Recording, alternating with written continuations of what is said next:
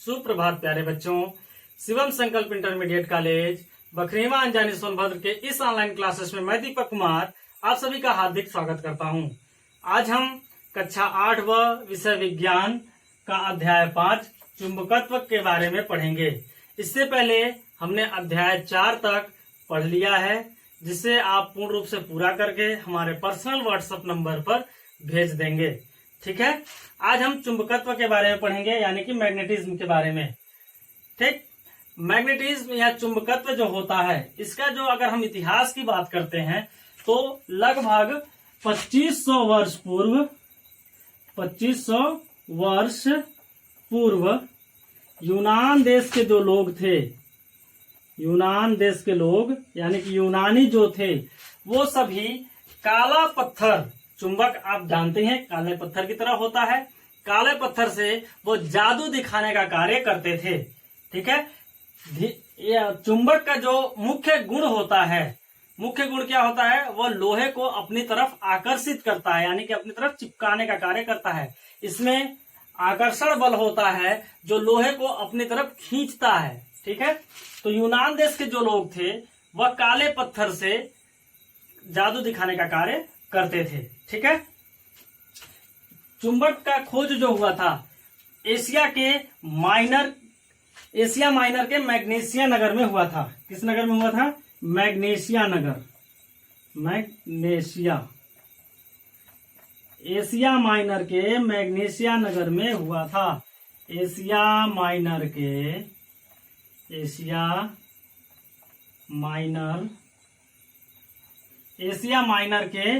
Magnesia नगर में हुआ था। चुंबक का खोज कहाँ हुआ था? मैग्नेशिया नगर में हुआ था। कहाँ है मैग्नेशिया नगर होता है? एशिया माइनर के मैग्नेशिया नगर में हुआ था। ठीक है, अब देखिए मैग्नेशिया नगर में हुआ था।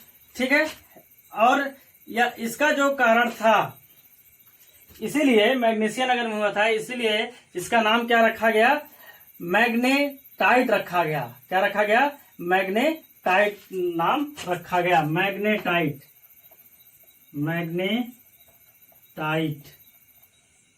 ठीक है, मैग्नेटाइट यूनान देश के लोग जब काला पत्थर दिखाते थे, जब एशिया माइनर के मैग्नेशिया नगर में हुआ, इसीलिए इसका नाम क्या रखा गया? मैग्नेटाइट रखा गया। और अंग्रेजी में इसे मैग्नेट नाम दिया गया।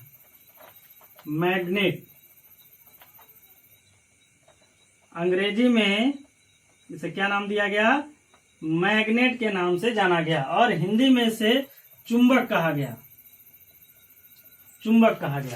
ठीक है, सबसे पहले चुंबक का प्रयोग जो होता था, सामान्य रूप से हम ये जानते हैं कि इसका जो मुख्य गुण होता है, चुंबक का गुण क्या होता है? यह लोहे को अपनी तरफ आकर्षित करता है, या लोहे का कोई भी कण हो, लोहे से बना हुआ कोई भी पदार्थ हो, ठीक है, उसको या क्या करता है, कोई भी वस्तु जो लोहे की बनी हुई हो, उस वस्तु को अपनी तरफ आकर्षित करता है। क्यों? क्योंकि इसमें आकर्षण बल होता है। उस बल के कारण, जिस तरीके से पृथ्वी की गुरुत्वाकर्षण बल होता है, गुरुत्वाकर्षण में आकर्षण बल होता है, कोई भी वस्तु को हम उछालते हैं तो ये नीचे जा रहा है, यानी कि पृथ्वी का जो गुरुत्वाकर्षण बल है वह इन वस्तुओं को आकर्षित करती है, अपनी तरफ खींचती है।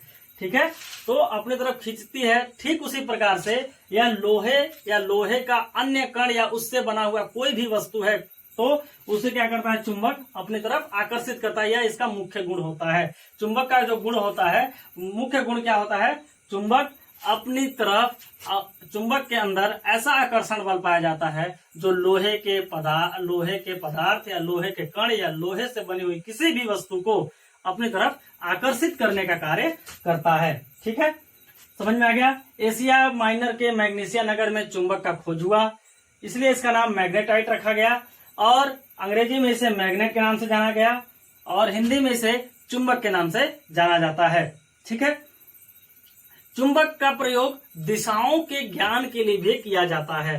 प्राचीन काल में जब लोग समुद्र से यात्रा करते थे, समुद्री जहाजों से यात्रा करते थे, तब चुंबक के माध्यम से वो दिशाओं का ज्ञान प्राप्त करते थे। ठीक है, जब यह दिशाओं का ज्ञान प्राप्त करने लगे और इसमें जो दिशा के ज्ञान का गुण होने लगा, यानी चुंबक के अंदर कौन सा गुण पाया जाने लगा? दिशा के ज्ञान का गुण पाया जाने लगा।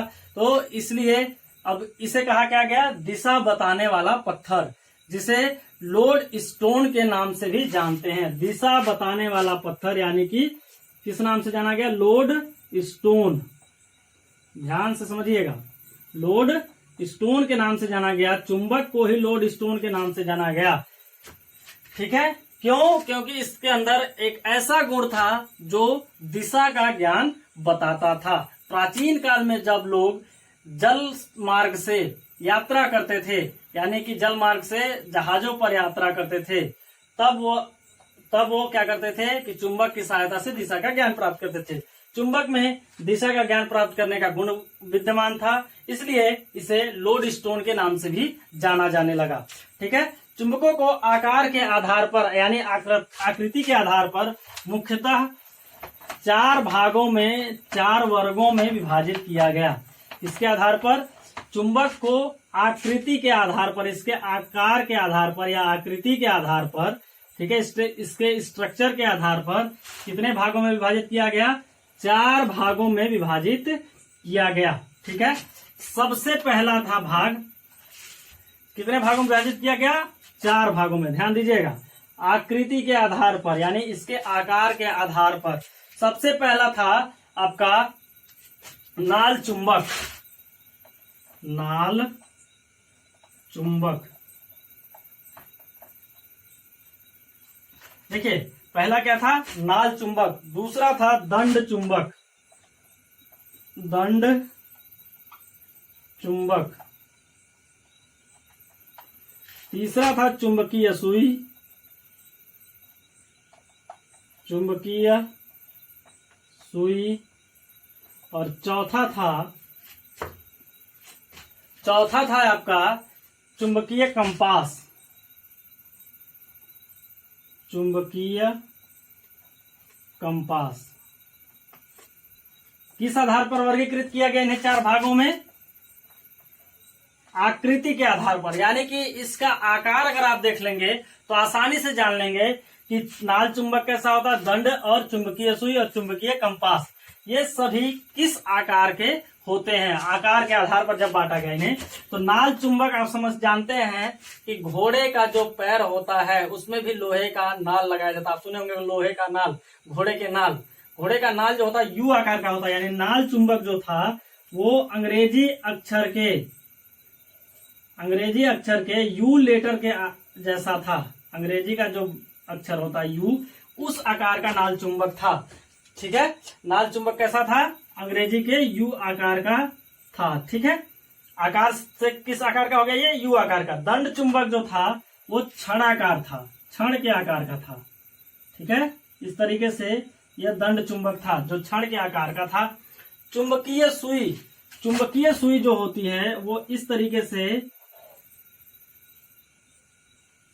एक बेस पर, एक आधार पर स्थित होती हैं और इस तरीके से होती हैं। ये आप देख लीजिए, चुंबकीय सुई जो थी कुछ इस तरीके की संरचना में होती है। ठीक है, जिसमें 2 दिशाएं होते हैं, एक उत्तर दिशा, दूसरा दक्षिण दिशा। चुंबकीय सुइयों का प्रयोग जो था प्राचीन काल में, जब हम बता रहे हैं कि जहाजों में दिशाओं के ज्ञान के लिए प्रयोग किया जाने वाला कौन सा था, चुंबकीय सुई था। ठीक है, यहां से यह लाल और काले रंग में रंगा हुआ था, जिससे कि यह आसानी से दक्षिण और उत्तर दिशा को आसानी से बताता था। ठीक है, चुंबकीय कंपास कैसा होता है, यह इस तरीके से एक घड़ी के आकार का होता है। चुंबकीय कंपास जो होता है घड़ी के आकार का होता है। इसमें भी इस तरीके से एक सुई लगी होती है, जैसे चुंबकीय सुई थी उस तरीके से लगी होती है, जो उत्तर और दक्षिण दिशा को प्रदर्शित करता है, उत्तर और दक्षिण दिशा को प्रदर्शित करता है। ठीक है, इस तरीके से आकृति के आधार पर चुंबकों को 4 भागों में बांटा गया, नाल चुंबक, दंड चुंबक, चुंबकीय सुई और चुंबकीय कंपास। नाल चुंबक जो था यू आकार का था, दंड चुंबक क्षणाकार था, चुंबकीय सुई जो थी इस तरीके का था और चुंबकीय कंपास घड़ी की तरह था। ठीक है, चुंबक के गुण आपको पता ही चल गया कि चुंबक का जो मुख्य गुण होता है वो लोहे या लोहे के कण को क्या करता है, आकर्षित करता है। आप एक कागज लेंगे, कोई भी एक प्रयोग करिए, कागज लेकर के, एक कागज लीजिए, इस कागज के ऊपरी सतह पर छोटे छोटे क्या करेंगे, लोहे के कण ले लीजिए और इसके निचले सतह पर आप चुंबक लगा दीजिए। चुंबक को जैसे ही आप जिधर घिसकाएंगे वह क्या करेगा, सारे के सारे कण एकत्रित होकर के उस चुंबक के उसी दिशा में चले जाएंगे। चुंबक का यह मुख्य गुण होता है। ठीक है, चुंबक को अगर आप एक साथ चिपकाते हैं, अगर दक्षिण, जैसे ये चुंबक है, इस चुंबक को हम तोड़ दिए तो दक्षिण से दक्षिण दिशा को अगर हम करेंगे तो वह क्या करता है, उसमें आकर्षण की शक्ति नहीं होती है, एक दूसरे को धक्का देने लगता है।